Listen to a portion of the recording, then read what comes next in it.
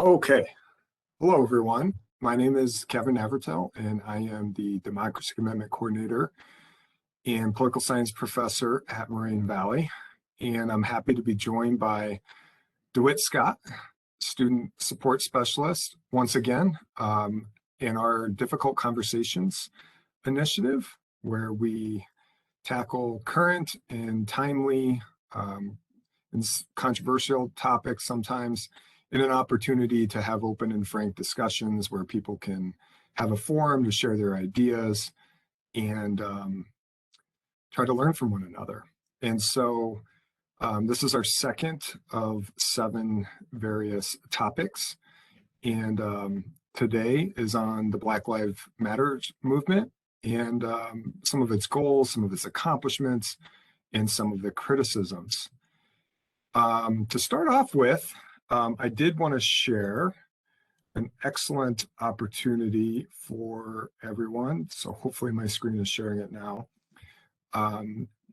Dewitt Scott, in addition to being the student support specialist, has also created several awesome videos in our Moraine Valley Library page on our YouTube page. I initially watched several of his videos last summer and the summer before, perhaps, on the Moraine Reads program. And Dewitt has also recently put together a curation of several excellent books for Black History Month. And in addition to sifting through numerous titles that he could have selected, he selects a list that he put together, and he makes these 3-minute videos that are really, really awesome. If you've ever put together a video, it's typically easier to talk longer and have a 10-minute video than a 3-minute video. So I highly recommend this resource through the Moraine Valley Library, where Dewitt provides a brief overview of several different selections of books for Black History Month. So I just wanted to share that to begin with. And at this point, I also remind everybody who might be here for the first time that Dewitt and I, we don't really script any of this. We like to provide a brief overview of the topic and then open it up for questions and comments back and forth. And so if you have a question, you can either be anonymous and make a comment or question through the chat function, or if you wish, you can make a comment through our video, and we will be hopefully successfully recording this event today. Last time we had some technical difficulties. But if you wish to be unmuted and ask a question through our video, you can do that as well. So please be more than welcome to contribute to our conversation today. So with that, I'm going to turn it over to Dewitt and let you begin. Hey, thanks, Kevin. Appreciate the intro, and to the point that you made about the Black History book collection. I've put together the videos, but the library made me look really good. As they set up the display and had the nice colors and everything, and they sort of put the whole web page together. So I appreciate them and thankful to them. But also too, thank you, Kevin, for starting this important discussion. So as Kevin said, he and I, we didn't script this, and we just sort of outlined where we wanted to go with all of the discussions. And today's discussion centers on Black Lives Matter and juxtaposing Black Lives Matter to one of the more, I think, common pushbacks of Black Lives Matter, and that's Black on Black crime. So we wanted to sort of tackle that today. And we wanted to start by first me giving some background on exactly what Black Lives Matter is, because it's been around for a while, but it has grown some legs, and some of it is myth, some of it is truth, and and just for context, I think it's best just to center it in its truth. So essentially, Black Lives Matter, the term, began in the summer of 2013. The precipitating event that sort of sparked it was the George Zimmerman verdict, when George Zimmerman was found not guilty in the murder of Trayvon Martin. right? And Trayvon Martin is a popular name at this point now. It's been almost 10 years, going on 10 years. It's a popular name, but for those who may know the name or may not know all the details, he was a 17-year-old black boy who was walking home in Florida. He was in Florida. He's walking in a residential area where he was noticed by George Zimmerman. George Zimmerman being a non-black man in the area who also lived in the same residential area, who was in a sort of head of a neighborhood watch group. He noticed Trayvon walking. Zimmerman's argument, as everything became public, was that the area had a number of break-ins prior to that moment, and the neighborhood watch group was very, agitated and tired of all of the break-ins. Zimmerman spotted Trayvon as a potential break-in suspect, and he approached them. They had a altercation or interaction, and Trayvon ended up dead. Zimmerman, he said that he did shoot Trayvon, but he said that he shot him in self-defense. That happened in 2012. All of the public outcry and everything led to a trial. Then in July of 2013, Zimmerman was found not guilty. At that moment, there was a woman, her name was Patrisse Cullors. And she made a brief blog post where she was pouring out her outrage about how the verdict was unfair, everything about the trial was unfair, everything about this points to a larger problem with race in America. And she ended her post with the very words "Black Lives Matter." Right, those last three words. That was the end of the post.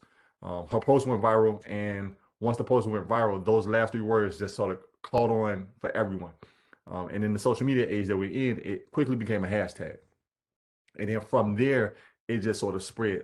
But for those who just wasn't sure, that's where it started. In the summer of 2013, directly after George Zimmerman was found not guilty for the murder of Trayvon Martin. Now, after that, it sort of it's grown, it's sort of evolved in a way, and now it's largely tied to police shootings of unarmed African American people, mainly men, but also women as well. So that sort of gives like a brief context of the Black Lives Matter movement, how it started, the phrase itself, and where it has moved toward. It's moved more so toward police shootings on our black people. So Kevin and I felt it was very important to start there, so everyone listening has a common base to understand where the conversation goes from here.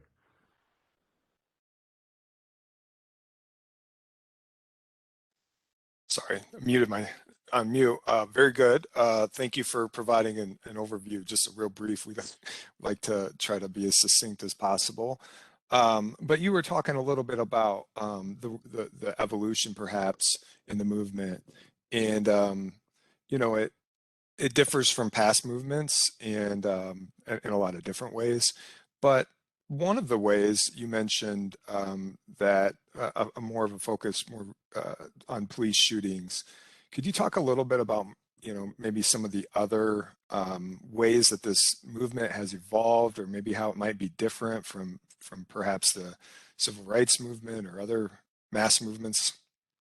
Yeah, no, absolutely. One of the biggest things about the Black Lives Matter movement is that the creators of the movement intentionally wanted to be different than any movement before in the past. So the biggest thing, or the first thing about it, is that it was created by three black women, Patrisse Cullors, Opal Tometi, I hope I'm pronouncing that name correctly, and Alicia Garza. These are three women who started the movement. That's the first major difference, right? When we're talking civil rights movements, when we're talking anti-war movements, when we're talking all these other movements from before, they normally didn't have women who started the movements, right? Outside of the feminist movement, they didn't necessarily have women, and then they have three women who are known as the co-founders. That's the biggest difference. The second biggest difference is that when these women sat down and they began to plan and form this particular movement, they purposely wanted to make sure that the movement was decentralized. So when you think about black movements in the past, whether it be the civil rights movement, the Black Power movement, the Black Arts movement, and any other sort of, you have the religious movements connected to a lot of different things in the past. What tends to happen is that those movements always had one or maybe even two figureheads at the top, right? Civil rights movement, even if you don't know much about the civil rights movement, the first person you usually think about is Martin Luther King, right? You think about Martin Luther King. When you think about a black movement at the same time as the civil rights movement that sort of parallels or sort of a bit different than the civil rights movement. You kind of think of Malcolm X, right? Everyone sort of puts those two men together, right? Post civil rights movement, when you think about a leadership, sort of a black leadership sort of thing after King was died, a lot of people point to Jesse Jackson, right? And so you have these names of these one people at the top, and what Alicia and Opal and Patrice wanted to do, they wanted to make sure that it was decentralized, no um, disproportionate power was put in one person for a lot of reasons, right? Because every human being is fallible, right? So you tend to believe in an individual more than you believe in the movement, and then that person disappoints you, and then you're dejected from the movement, right? Also, too, members don't last, right? Everyone passes, or some people are, for whatever reason, are assassinated, or some people leave a movement, and now they take followers or other members with them, and it sort of breaks down. So they wanted to make sure it was decentralized, right? And then I think the last biggest thing that was different is something that, just what we're living in now is social media, right? Social media made it easier to organize internationally in a very quick way, right? It has downsides too, because it also allows for distraction. It also allows for movements to be hijacked. It also allows for, a way in which you sort of get caught up, against someone that you never met and can't see. But the social media aspect of it really was the biggest aspect for Black Lives Matter. It could spread so quickly, and it could be shared by a number of people. I know people can share ideas across the world, and it really just added just a dynamic that we have never seen before in world history. Yep. And you mentioned three leaders and just the differences from past movements of not being so hierarchical and frankly male-led. Yeah. But there's also numerous chapters. This is a global movement, and even on the website, talking more about that being more inclusive perhaps than past movements. You mentioned not just with males, but with females, but also websites talking about Black, queer, trans folks, disabled, undocumented, people with records, and so on. So it's a much more inclusive movement than previous movements as well. Is that fair to say? Yes, and that's a very important part. Definitely much more inclusive. Of the three women who started the movement, two of them identify as LGBTQ individuals, and they wanted to make sure that that was well known as well, because again, those past movements, when you think King or you think Malcolm X or you think Marcus Garvey or you think Jesse Jackson, not only do you think men, but you think heterosexual men, right? And what tended to happen in the past is those men and women who did not identify as heterosexual was sort of marginalized, right? The Bayard Rustin, who really was the catalyst behind the March on Washington in 1963, right? He was the chief organizer, but many people don't know his name and don't know his history, and that was planned because he was a openly gay man. So the inclusive aspect of it was very important for these women-identified leaders, because they just wanted everyone to understand that it was a movement that was welcome to everyone. As you said, those are different abilities, age, religion, sexuality, all of those things. They wanted everyone to feel like, hey, this is for you. No one will be excluded. So that, yes, that inclusive aspect is very central. So we're somewhat approaching close to 10 years of this specific movement. And clearly, many of the issues raised aren't new to 2012, 2013. And so, you know, we could go back much further. But if you're just looking at, let's say, the Black Lives Matter movement, and looking at some of the goals, some of the accomplishments, where do you think would be a good starting point for us to think about? Um, so in terms of goals and accomplishments, I think it's been fluid and something that's been evolving over time. I think the overall goal when it first began was to get people to organize around the idea that Black life should be equal to all other lives across the world. And that's a very broad sort of goal, but I think that was the beginning. As I said, it's sort of morphed. Some of it's morphed in necessary ways. Some of it has morphed in unnecessary ways, right? So when we think about it, beginning with Zimmerman, who was a citizen, right? And he was a citizen actually of Peruvian descent, right? A lot of people don't know. His father was white, his mother was Peruvian, and the idea was the Black Lives Matter when it comes to victims who are murdered by non-black people, right? Instantly, or from there, it more to a police shooting sort of movement, right? Which made sense because the police shooting thing, as you said, you kind of alluded to, these things have been taking place for I don't know how long, right? Since America has been.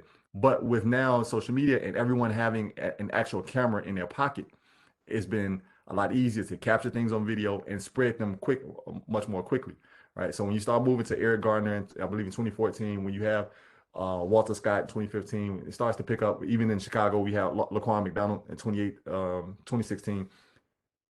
Now things are spreading because of the camera, right? And then it shifts to a police movement or a police shooting movement, right? So that was a necessary evolution. One of the things, and one of the ways that it has evolved in I call it non-necessary way, getting away from the goals, is that it has become a black versus white issue, right? And it was never created as a black versus white issue, but it has sort of seen as Black Lives Matter is against white people and against police. And that I don't believe, I'm not a creator, I wasn't around when it was created, but I don't believe the anti-white message was a part of was an original goal, right? I do think there is a defund the police sort of aspect to it, because that's another movement that has sort of splintered off from Black Lives Matter. I do think that was real, but the anti-white part of it, I don't think was real, but it has now become that, largely through media, through debates, and through a morphing of the message. So when talking about the goals, I think it was just an affirmation of the life of Black people.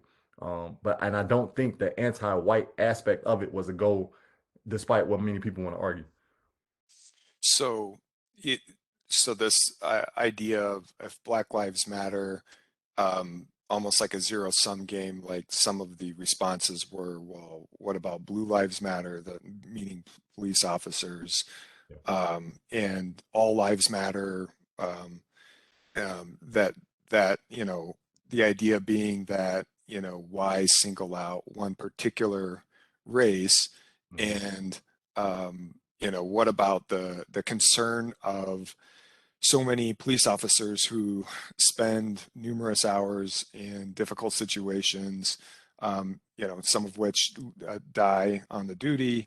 And so it seems like what you're saying is like there's also been a backlash of, I think it's safe to say through media and through some counter protesting that sometimes we see, that there's kind of a view that this is a zero-sum game, that by singling out Black lives, what does that mean for other lives, and almost like perhaps a less concern for some of the threats that police officers face? Yeah, so the whole zero-sum game has now become just the center of the whole argument, really. So once the Black Lives Matter that term sort of gained popularity, then came the, like you said, all lives matter, right? And typically the counterpoint is that when people say Black Lives Matter, they're not saying Black Lives Matter only, right? I think that is what people are hearing, right? Black Lives Matter, and they're imagining the word only at the end of the phrase, right? Or exclusively. And that's not necessarily the case. That's how you get the all lives matter pushback, which now all lives matter, and that phrase in itself has almost been morphed into a sort of racist statement, right? Like now you're to the point where now any non-Black person, particularly white person, that says all lives matter, in many ways they are pointed at as being racist, or they're pointed at as being sort of white supremacist. And that's not necessarily the case either, right? But at the core of it is that the statement Black Lives Matter does not mean Black Lives Matter only. The statement comes out of the idea that Black lives have never mattered, right? And particularly in America. So it's an affirmation to say, hey, Black lives do matter. They haven't before. They haven't historically. They haven't up until 2013, 2022, or whatever it may be. It's an affirmation to say Black lives do matter. It is not an anti-white message, right? It is an anti-oppression message. It is an anti-murder message, anti-justice message, but not an anti-white one. All lives matter now has morphed into a, as an argument that Black Lives Matter, the statement itself, is racist. Say that and I think that's purposely done by many people who are disingenuous about the conversation and who don't want to face many of the facts. But it's a great way to keep us talking about things that are irrelevant and to keep us divided and keep us distracted. Because now you have a Black Lives versus all lives or Black Lives versus blue lives conversation. And that's just, you know, not at all where this is supposed to go. Yeah, I noticed, I mean, well said in the chat, Shania Gray simply stated Black Lives Matter too. And you know, there's a lot of different ways that this has been phrased, but you know, we have different awareness months, right? Cancer awareness and various forms of cancer, and it doesn't mean that the other types of cancer don't matter, or the other types of illnesses, but it's an idea that not enough attention is being paid to this particular issue. How do we raise issue? How do you increase awareness to demonstrate that, as you mentioned, you know, there's been neglect and there's been lack of coverage and there's seemingly a lack of, you know, there's demonstratably a lack of justice. So how else to phrase other than Black Lives Matter? Now, you know, we kind of could go in a lot of different directions, and I know that this was some of the questions that I'd like to talk about. So with that being said, just a little bit more about some maybe accomplishment. You know, we could, in the 9 years, you know, thinking about all the attention, awareness that has been raised. I mean, I think almost everybody would have heard this phrase or seen this phrase, yard signs, bumper stickers, yeah, professional athletes, national anthems. We've seen, you know, in particular after 2020 murder of George Floyd, what kind of, so yeah, defund the police or has been a tagline used. I think I think has some problematic nature to it. But the idea of like reforming criminal justice or changing the way that resources are allocated for a whole host of security related or public safety related issues, like body cameras being, you know, more police departments including body cameras or being required to do so.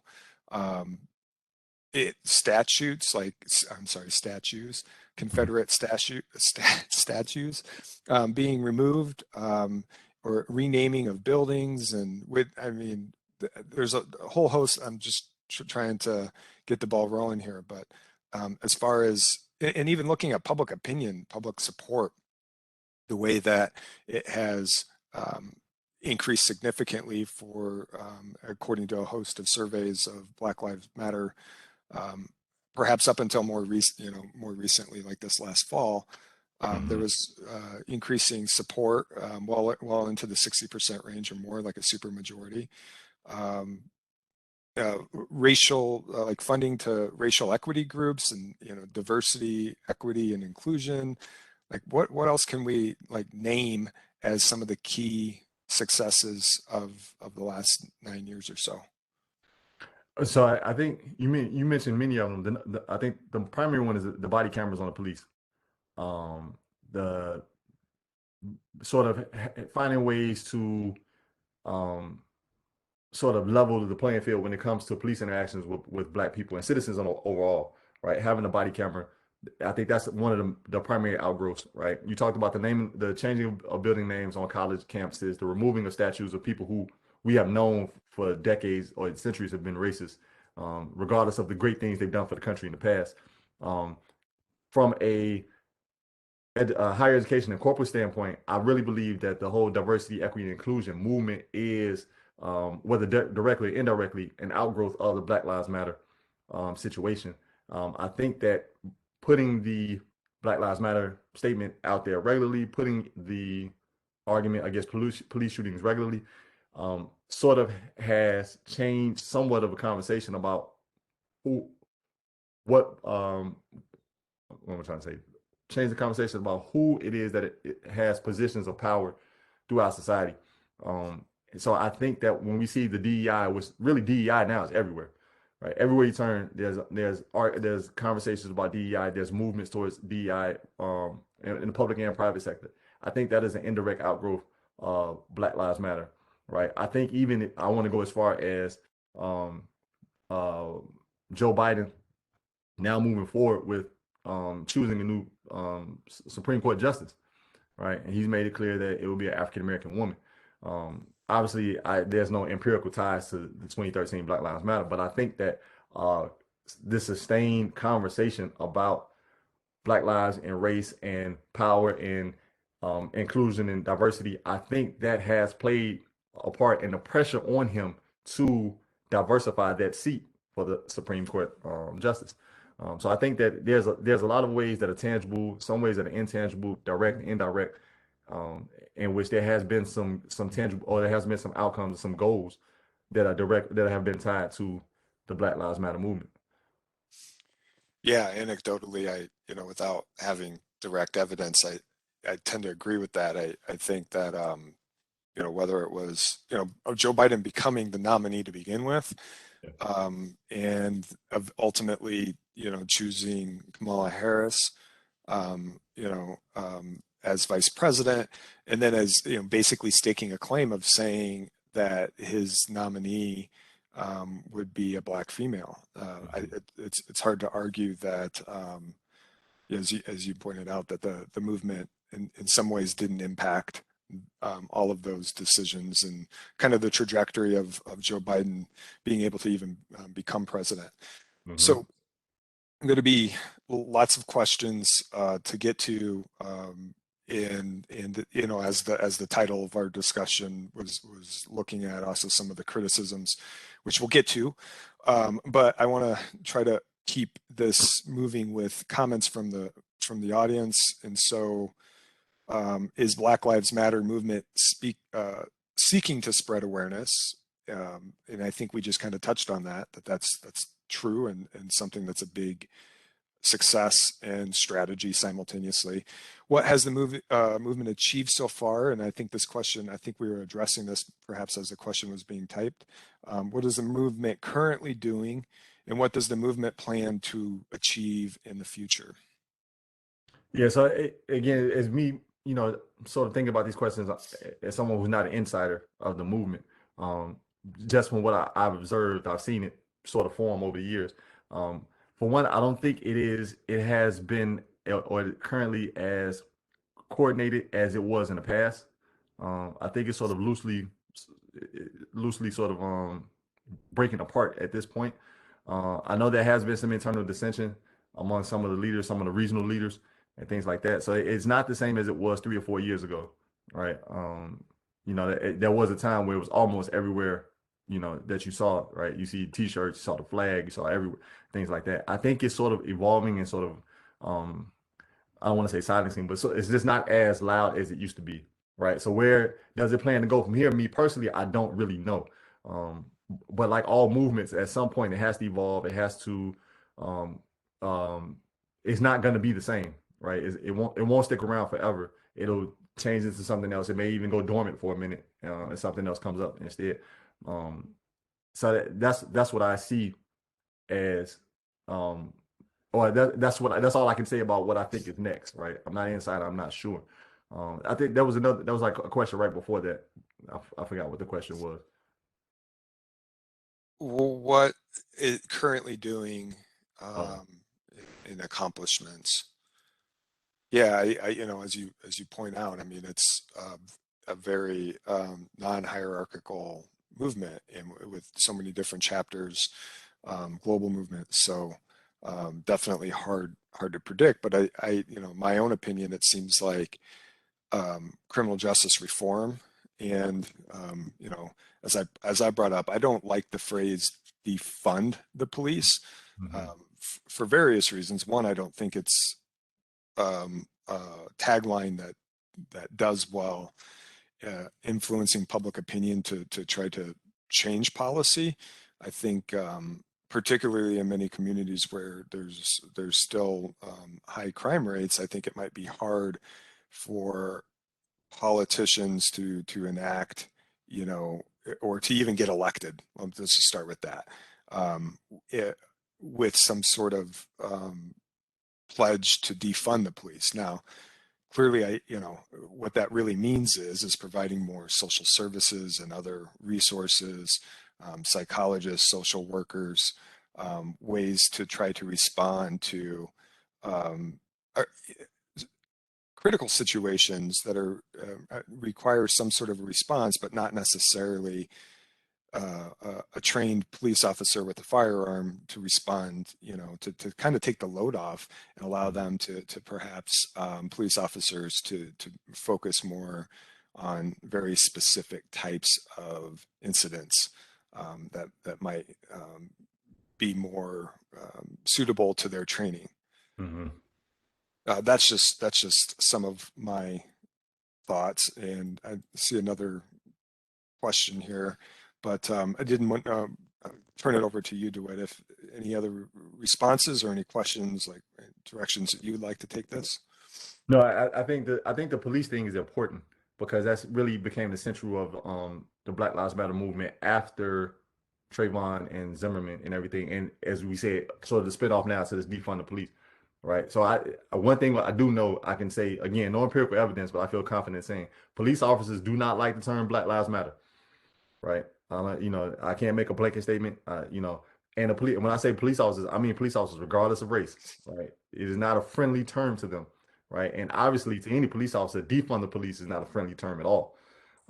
So when it comes to people who oppose Black Lives Matter, you can start first and foremost with the police. And I think you described defund the police accurately and perfectly, right? The idea of sort of using some of the money and resources that are put into police into other social services that may address issues in a more preventive way versus having the police come in on the back end and sort of handle things, right? But the term itself scares a lot of people, right? Defund the police, right? As you said, you're not going to get elected by openly stating that term, because that term in itself sounds so provocative, right? And it's not a Republican Democrat argument or a liberal conservative. You have a lot of liberal left Democrats who say, I do not like that term. I don't like the idea. I don't like what it stands for, right? That is a term that defund the police is the most radical of the radical. Those are the only people that you're going to get to sort of side with that. So that I think that's important, right? The understanding where the police lives and Black Lives Matter, right? Many of them, I want to say majority of them, are anti-Black Lives Matter because they feel it is a personal, direct attack on them, right? And they believe that those who believe in Black Lives Matter don't care about police safety, don't care about police getting home to their children, or don't fully understand what it is police do, don't appreciate them, and even consider Black Lives Matter people to be naive about the crime that people are facing in society. So that police aspect really is huge. You can't talk Black Lives Matter without mentioning the police aspect of it. Yeah, so before we get to additional questions, just maybe build on that. There's many police officers who are Black, many police officers who are minority. And, I remember using this clip in my classes from a long time ago. It's called the Cleveland Division from 60 Minutes. Looks like it's from 2015. And if I can just share my screen quick here. So this is the Cleveland Division. It was a clip on 60 Minutes. I'm unable to share the actual video, but if you're not familiar, this was not too long after 12-year-old Tamir Rice was killed by police officers. He was playing with a toy gun. His sister was thrown to the ground. Really, really awful scene. So they start off with that, how the police officer who was at the heart of that, who pulled the trigger, shouldn't have been hired in the first place. But one of the portions actually went into depth with a couple of the police officers who are working on the west side of Cleveland, where the murder rate was really high. This one police officer here was just describing a situation where somebody tried to pull out his firearm from his holster, and how scared he was, and And just that, that in this interview, they talk about how they don't live in the community, but they spend more time often in some of the neighborhoods that they patrol than they do with their own family. And this idea that it's not me against them, I'm out here protecting. And yeah, just, give you like, that's give you first opportunity to kind of speak up. But, that many police officers feel that they're, in the line of duty, and that, I've heard this from a few people who have served, that they feel like their own service to communities is helping limit crime and murder rate, which would be conducive to the communities, and particularly Black communities. So, what are your thoughts? Well, I think that, well, first and foremost, the relationship between the Black community and the police has been not very good for a very long time, right? I mean, very long time. We're talking early 1900s and before, right? I mean, obviously we could talk to slavery, but if we're talking post-slavery, the just in general, Black community and the police has just never really been an amicable relationship. Now you have the police officers who, again, who genuinely say, I'm here to make things better. This neighborhood or this area is bad. I'm part of the reason why it is not worse, right? There's been 10 murders in this neighborhood. Had we not been who we are as police officers, there would have been 20, right? And no one can argue that, right? I've never been a police officer, so I definitely can't argue that. So you have to give credibility to those statements. What the Black community has always argued is, in the midst of trying to combat crime in the Black community, there's a lot of instances of profiling, right? That every Black person, every Black male that you see as an officer, you now see as a criminal or potential suspect. There's been what many Black people feel as complete disrespect when it comes to interacting with officers, right? Unnecessary use of vulgar language, the grabbing and the pushing, right?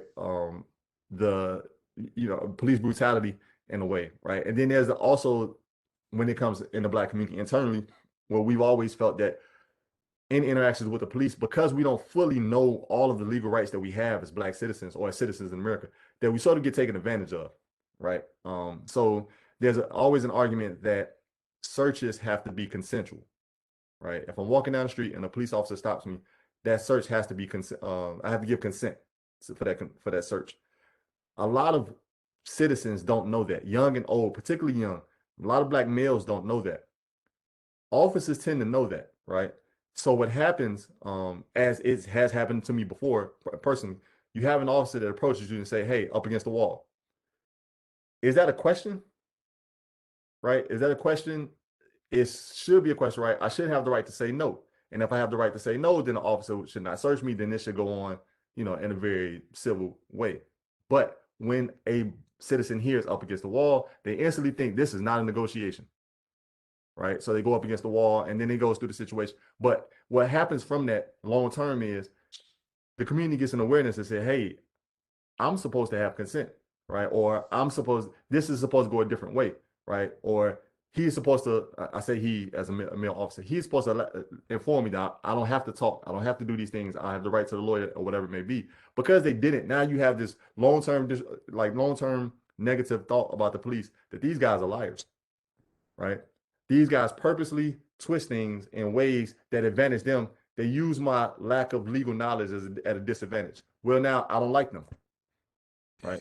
I don't like them. And when I grow up and as you get older, I'm not talking about me personally, I'm just saying in a hypothetical Black person, I don't like them. So now I don't like them. What do? I talk bad about them around family. What does that do for other family members, particularly the young ones? They grow up with an idea of, I don't like them either, right? I don't like them either, right? And you get these situations now where the sentiment, the dislike for one another just grows, and it grows and it grows, because of one side thinks the other side is trying to take advantage, right? The officer thinks the same thing, right? When the officer does come up on a criminal, they believe the criminal is trying to say whatever he or she has to say to get out of the situation. They will try to cause harm on the officer whenever they get a chance, right? So they have this negative view of the community. Community has a negative view of them, and it just evolves and grows and grows and grows. So I don't know if that necessarily addresses what you were saying, but that's some of the things that Black people think about the police and why you have a defund the police, because black people tend to think, young black people at least, we can actually be better if you weren't here, right? You actually, are you policing us? You know, are you protecting us? Are you policing us, right? Are you keeping us confined in here for a reason? And those sort of ideas. That's one of the ways in which you get the dislike between the two groups, and how it just grows. It's a really interesting point, and I wanted to just point you towards there's a lot of questions now in the chat, and so give you an opportunity. Can you read? Can you see them? Is it showing up on your screen? Let me see. No, I just see one question, and we there was the one we addressed about is Black Lives Matter seeking to spread awareness. I don't see any other. Oh, let me see. There's another. No, yep, I can't see any other questions. All right, so I'll start with that, but I would, Ferguson, another example, Michael Brown shooting, I want to say 2015, killing of Michael Brown. And one of the things that stood out to me, obviously, other than the shooting, was just when you would see the incidents of the people who are pulled over, the people who are arrested, and disparities. And you can look at numerous cities for this, but some of the ones that stand out are places in and around St. Louis and Milwaukee, and could go through a whole list of others. But when, let's say, the population of that community might be 40% Black and 10% Hispanic and 50% white, and you see that the number of people who are pulled over are 93% Black, and the number of people who are arrested, 95% Black. It's that, to speak to the point that you were referring to. And as just like one anecdote that I had personally with police in a situation as you described, and I had many positive interactions before then and since then, but one really, really negative one that left me in tears. And so you would just, if you compound that on a day-to-day or year-to-year basis, that the way that can erode trust in a community. It also led me to wonder, like, some of the questions of Ferguson and others, even Chicago. You start to look at the percentage of the police officers, like what percentage, how did the demographics of the police force, not just the police chief, but also the police force, how do they represent the community? I wonder if that could be a potential change too, so we could have communities that are that might be a majority minority, but yet are being policed by 70% of the police officers might be white. Those might be some other changes. So let me get to some of the points in the chat. We've still got about a half hour left, but I want to make sure that we have an opportunity for any and all to make contributions. One was specifically to you, Dewitt. Can you explain why Biden can't just find the best candidate for the job? Why does he need to put a Black woman on there? I'm referring to the Supreme Court nominee. Yeah, and I think that's a popular question, dating all the way back to creation of affirmative action, race-based admissions, things like that. When you have leaders and institutions that say, I am hiring a Black person for this position, then you tend to have non-Black people to say, hey, that's not fair. Why don't you just hire the best person? The best person argument is the question that you just asked. The best person question is a very genuine question, right? Whoever put that question in the chat genuinely is a person who is a good person trying to figure out the answer, right? The pushback or the answer from the Black community tends to center around the idea of choosing the best person this idea of choosing the best person has always left Black people out, right? Not because we're not good enough, but what tends to happen is in human interaction, human thought, whether we like to admit it or not, we have a subjectivity that's there. And when you have these institutions, particularly legal institutions like the Supreme Court or presidents and things like that, people tend to like those who are similar to them, right? So if you have a Joe Biden in office and you say, okay, let Joe Biden choose the best person, turn off his race view or whatever. First of all, that's impossible, right? He's gonna know this race of the person that he interviews. Second, if he chooses the best person, what happens when he has a Black woman with the correct qualifications, right? She's qualified, she's ready to go, and then he has a white man who has the exact same qualifications, right? They have the same qualifications. They're equal in every single way.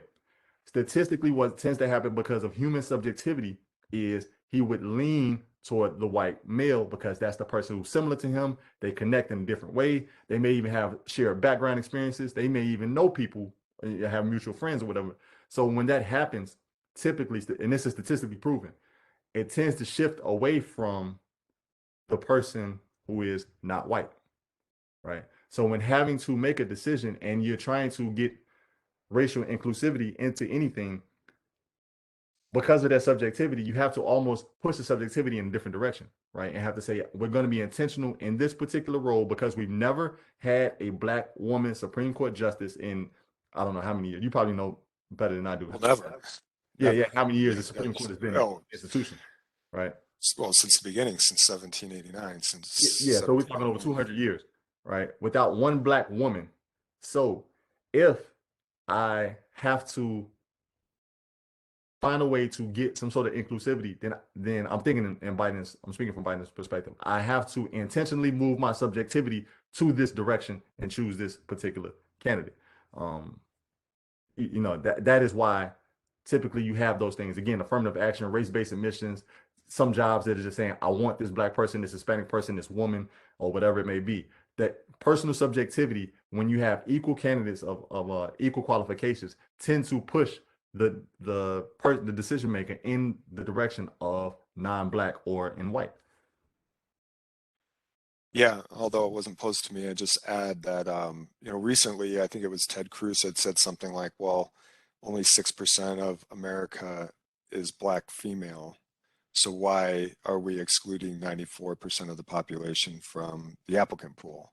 Mm-hmm. But as you pointed out, of 225 plus year history, I think we've had 106 or 110 Supreme Court members, and we're at 0 for black females. It certainly is more than past time, and it's the whole qualified or best applicant. I mean, I don't think that we really have an ability to get the top, like it's not like an NFL draft with a number 1 draft pick, so to speak. But it's interesting. If I could be wrong on this, I could Google it and double check. But it's a George W. Bush who nominated Harriet Miers, who was, I believe, a friend or somebody in his contacts who had 0 experience as a judge. Mm-hmm. And eventually there was so much pushback to that, she withdrew. But we clearly know many candidates. Reagan was going to nominate a female. Trump was going to nominate somebody who was approved by the Federalist Society. So any of those kind of requirements, those aren't new of a president trying to pick somebody from a particular background. So some points made, and thank you, Sean. Yeah, I do know police officers who are black who support Black Lives Matter, and also that it's not Black Lives Matter is attack on racism, not on a person. And this is also, if you don't have any good cross-cultural relationships and you only spend time policing a community but not learning and enjoying the community, that's a problem. This is why Eric Garner was killed. This is why they're now talking about community policing. Excellent point. And it is Chicago police. Is it a requirement that so you have to live in the city? But as far as you get points, isn't you get additional towards your application of recruitment if you went to Chicago public schools? And because I've had students in our classroom at Marin Valley who, feel like that's kind of discrimination against them, that somehow coming from the suburbs, they want to be a Chicago police officer. And it's like, well, what's a proxy for understanding the communities that you are going to be policing, but living there? How do you know if you've lived there, if you've attended public schools in the city, that to be able to kind of understand some of the situations in the neighborhoods instead of having outsiders coming in and policing an area that they've never really lived in, right? No, I agree. I'm not sure the actual policies, but I do believe that a police officer should live in the city. Now, for those of us that live in the city, we actually have conversations about in ways in which that can be broken down, because yes, you can live in the city, but you can live in Wicker Park, you can live in the Gold Coast, right? And then you're policing Inglewood, right? So yes, Mhm. you're in the same city, but those are two different cities, and when you conceive of the two. So there's some in the Black community that say, no, you have to live in the area. How else would you know the challenges of these people? Because the challenges in Inglewood are different than the challenges in Gresham, which are different than challenges in North Lawndale, and things like that, right? So it's the argument that not only in the city, you have to live in this area, right? And some of the arguments about community policing is that policing works best when sometimes family members, other community members in the area. So if you were to pick up a young person for something that they're doing wrong, but you don't necessarily need to take them in to jail, you may take them home, right? Because you know the mom, you know the dad, you know the brother, you went to high school with the cousin, right? There's some sort of, you have a shared background, right? So there are other ways rather than to sort of prosecute an individual versus saying, hey, you're committing a minor offense. You know you're not supposed to do that. I know your sister. Let's go, right? But if you don't even live in the city, I mean, then that's the furthest thing you can get from community policing, right? Right. And we So do see many police officers who live on the outskirts of the city, right? And yeah, we know the names of the communities. Um, part of our title of criticisms of Black Lives Matter and the incidents of Black on Black crime, this was something that you thought of initially, right? So I give you first, or if you want to take the first um, um, attempt at that of explaining what you meant and some of the criticisms, and I'd be happy to follow up, or vice versa, whatever you prefer.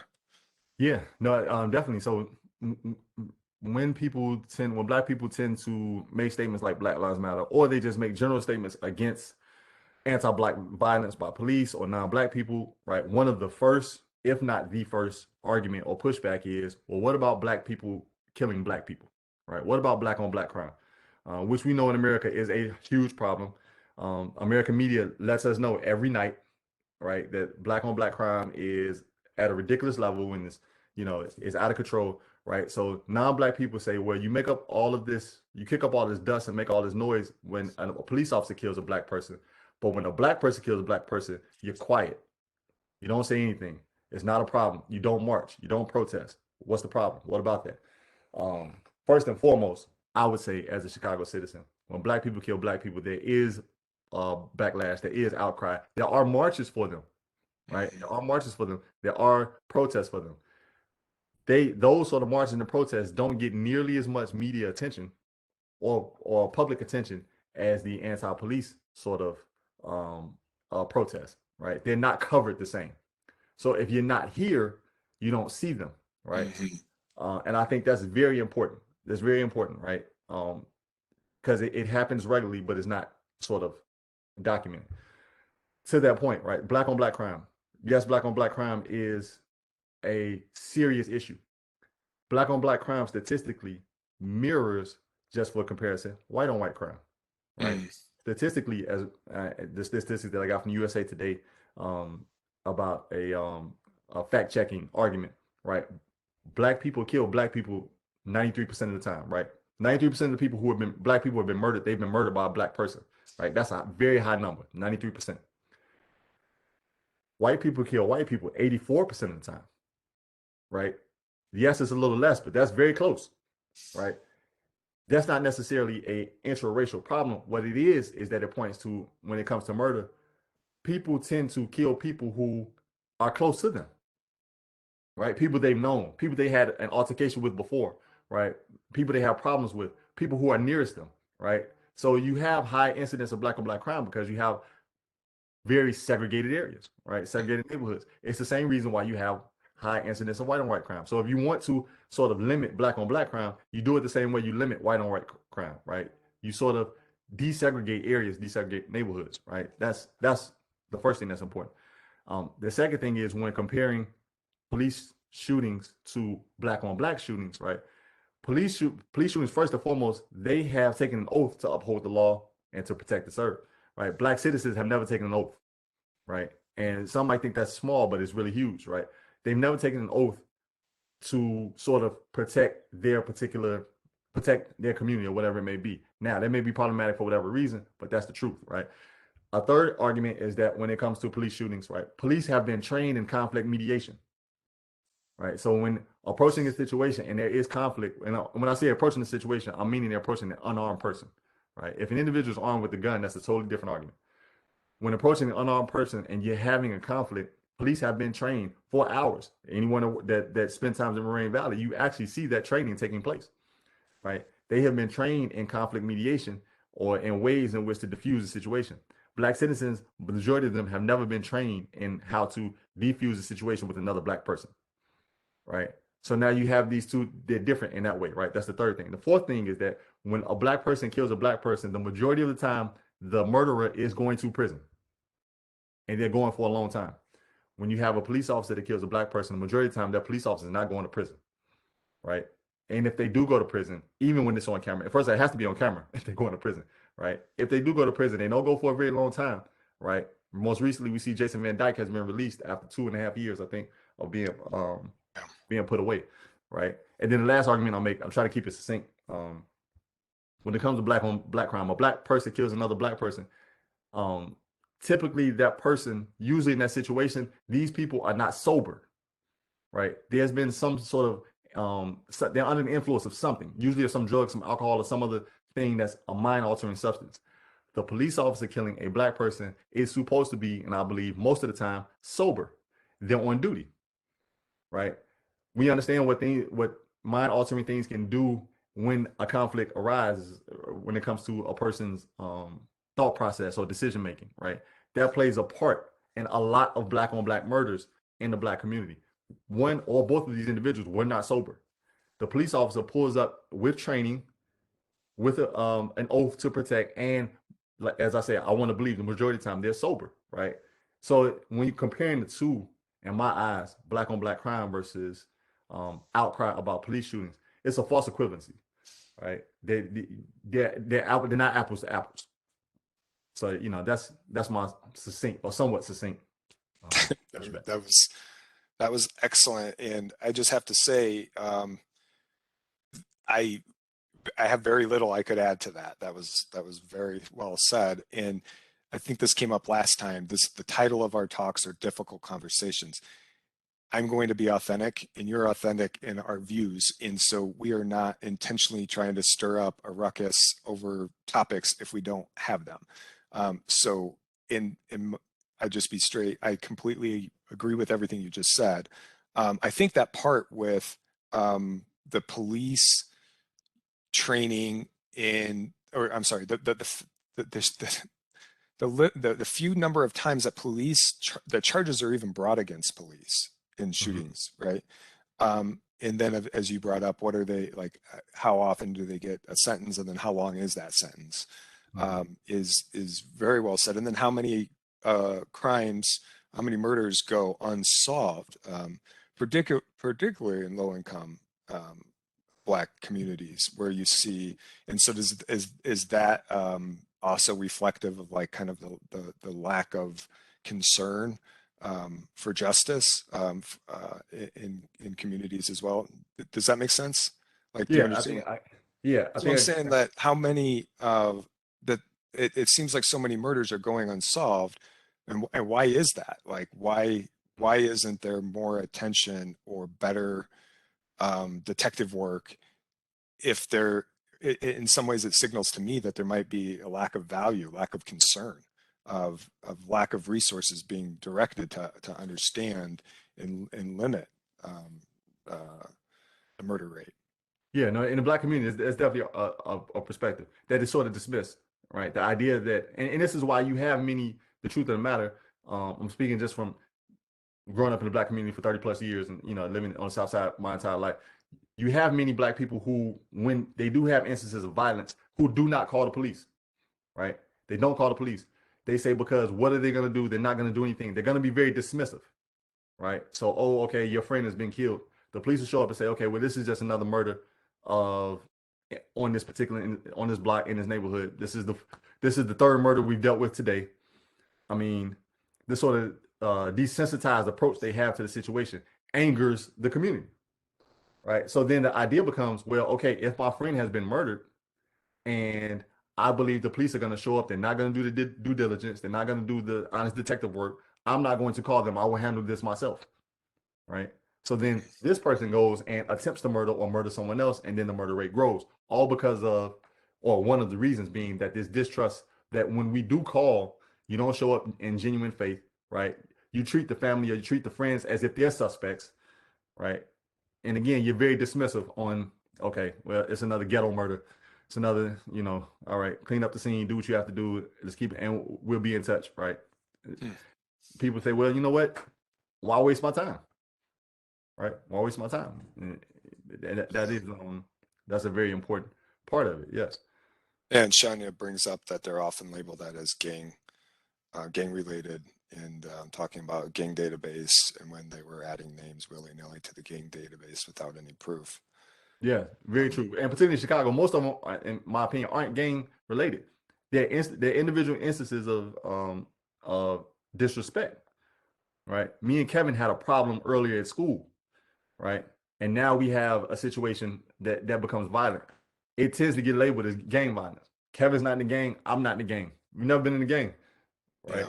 Yeah. We had prior instances, or we've had friends and family members that have prior instances. That's not gang violence. Yeah, interesting book, High Conflict. I know you've, I think, read every book there is, I wish.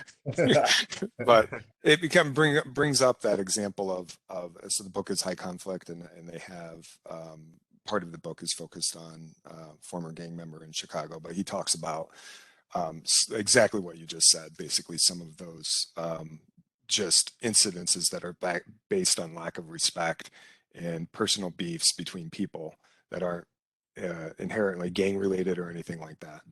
Yeah. So I have some questions written down, but before I get to some of those, I'll again turn it back to you, see if there's any questions or any other comments you'd like to make first, Dewitt. No, I think we kind of addressed a lot. And I think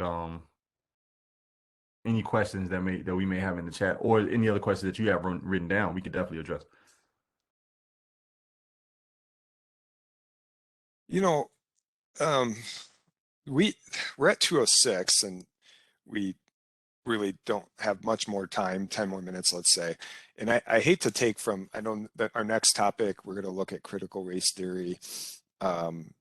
And eventually we're going to kind of take many of these issues and kind of look at the political implications. So I'm torn of whether to silo this and like keep this separate. I don't want to take steal the thunder from future events, but just thinking about the implications. So like if I were to be authentic and try to create a debate out of this, it would be hard.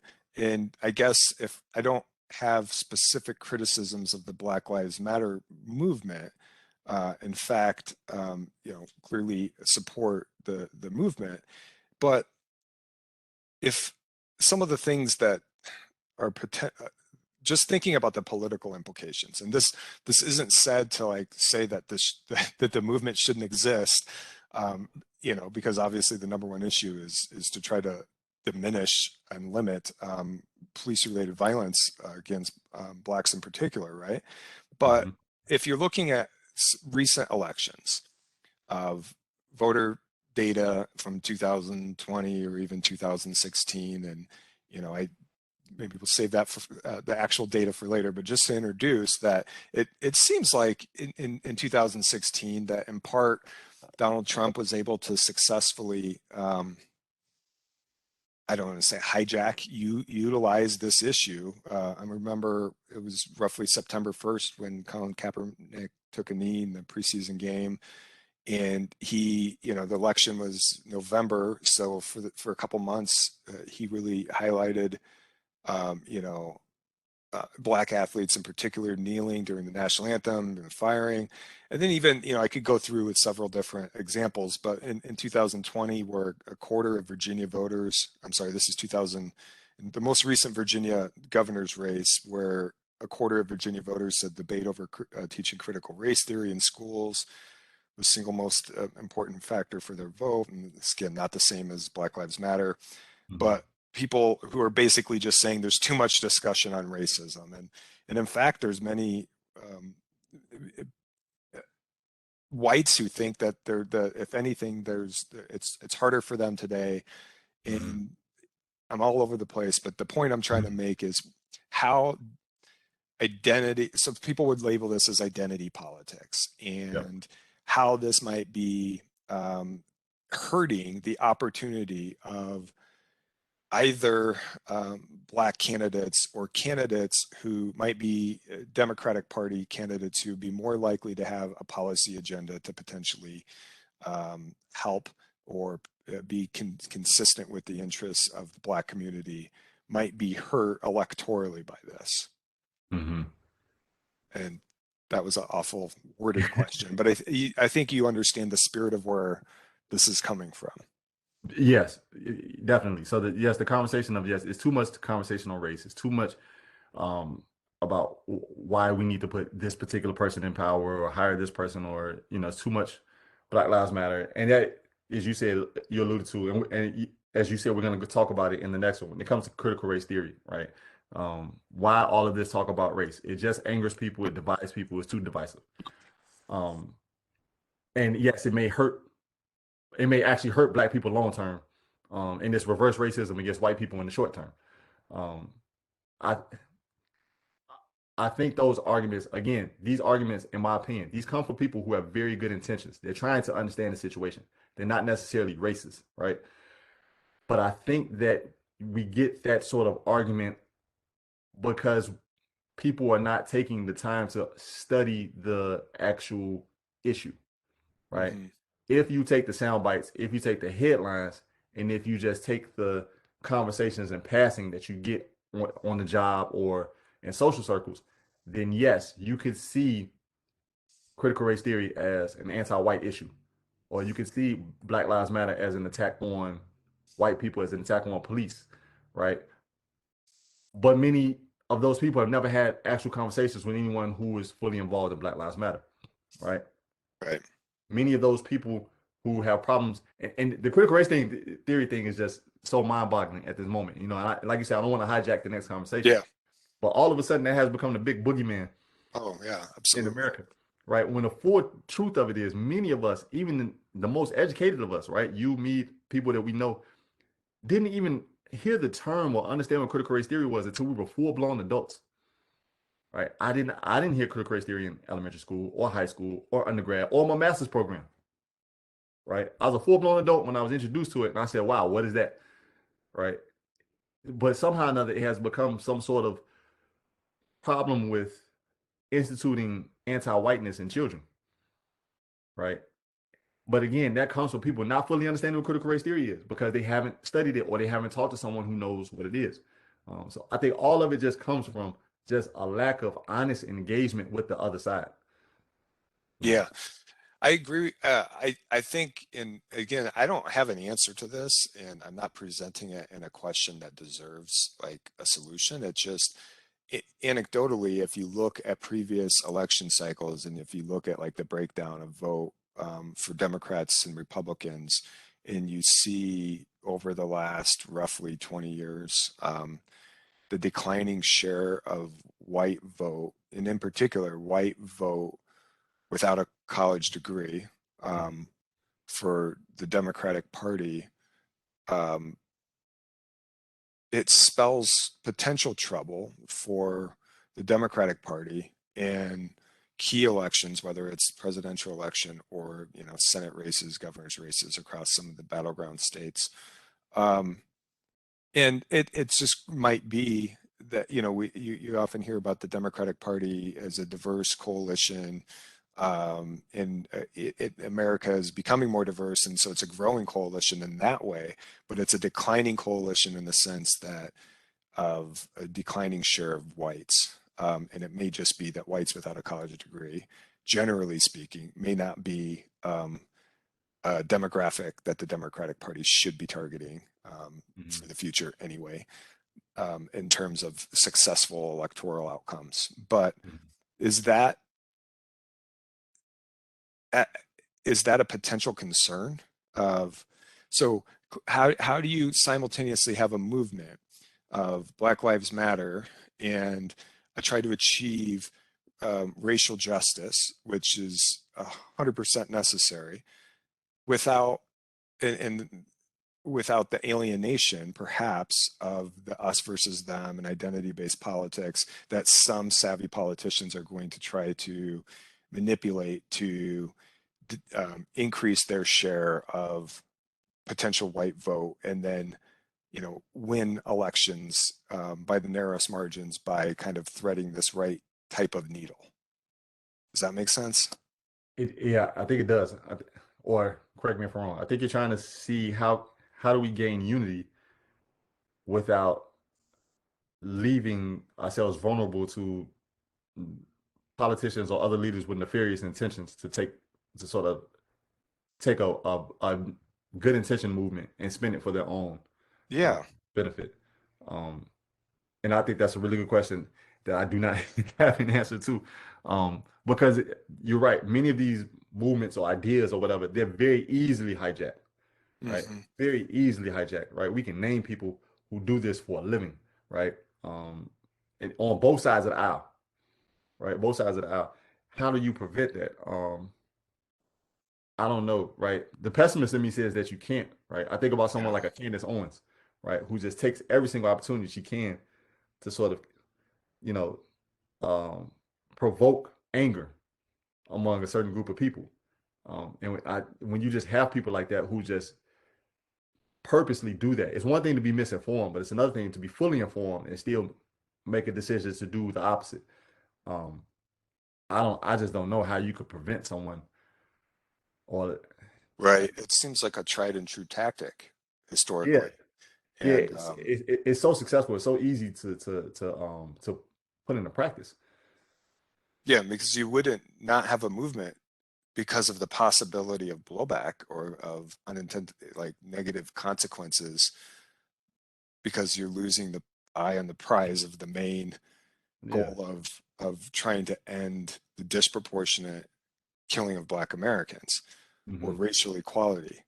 Hmm. But like it's clear that this, that, you know, I'm thinking back of, you know, it's not going to be as glaring as the Willie Horton ads of, Yeah. what was that, 92. 1988? 88, yeah. The first Bush, yeah. So I think he Yeah. was 88. But you can see, and, you know, we're going to mention critical race, but it's almost like, you, instead of showing Willie Horton's face in the details of that, it's like the way that some topics are being used as code, um, with pretty clear intentions of like what people are trying to do with. And so again, it's not a question or it's like, you know, a strategy to not have a movement. It's just, you know, I guess concerns the way that, as we try to make up for long,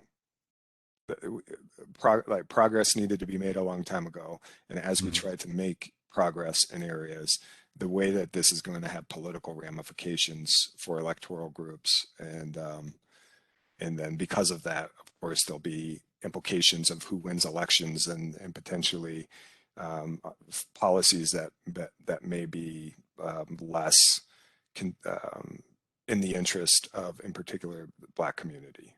Hmm. But again, we're past time today, and we have future topics that are related to some of these issues. So just wanted to end by not only, first of all, thanking Dewitt again for volunteering to share his time and expertise in this initiative. And then also just, this is more towards the recording for future viewees, that if you can tune in and add questions and comments, it's a space for difficult conversations and an opportunity for you to share your thoughts, even if it's anonymously. Sometimes I think there's a hesitancy for people to speak on some of these topics. And so we're trying to provide a venue for that, a forum for us to have discussions on topics that really need to be discussed. So please feel free to do that and reach out to me if you have ideas for future topics, not necessarily this semester, but for next year, for next fall. So thanks again, Dewitt. Great talking to you as always. Thanks, Kev. I mean, I appreciate it. I really do. All right, you take care, and thanks again for the audience members for tuning in and the great questions. In particular, Shani, I thank you for all of your great contributions. All right, take care.